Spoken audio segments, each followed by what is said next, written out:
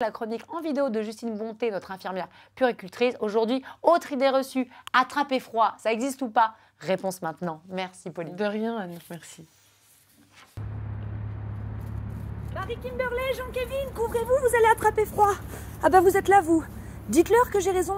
Couvre-toi, tu vas attraper froid. Alors, mythe ou réalité? Eh bien non, le froid en lui-même ne rend pas malade.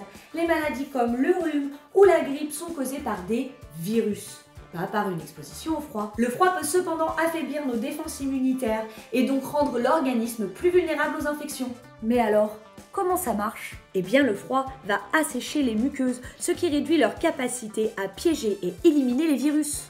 En hiver, on passe aussi plus de temps à l'intérieur, souvent dans des espaces clos et mal ventilés, ce qui va favoriser la transmission des virus. Enfin, quand il fait froid, nos vaisseaux sanguins se resserrent pour conserver la chaleur. C'est ce qu'on appelle la vasoconstriction. Et ça peut temporairement réduire l'efficacité de notre système immunitaire. Ok, j'ai bien compris ce que tu m'as dit, mais on est d'accord quand même que leur faire boire un verre de jus d'orange chaque matin, ça va les aider à combattre les virus, non? La vitamine C est un formidable allié pour notre système immunitaire. Mais un excès de vitamine C n'empêchera pas de tomber malade.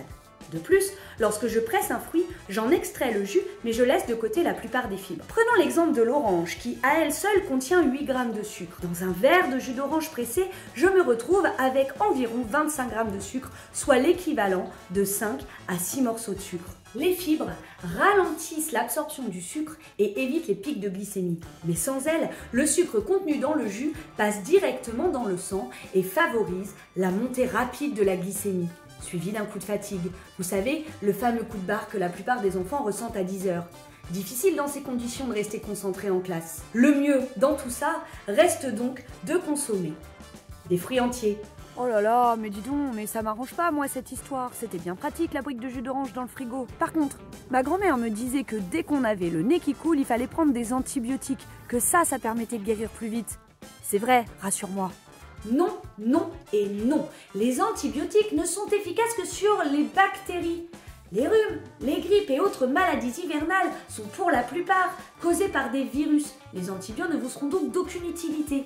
Ils risquent même de fragiliser votre immunité naturelle et de perturber votre microbiote. Il vaut mieux donc s'en passer. En conclusion, pour éviter de tomber malade en hiver, on aère les maisons 10 minutes par jour et même quand il fait froid.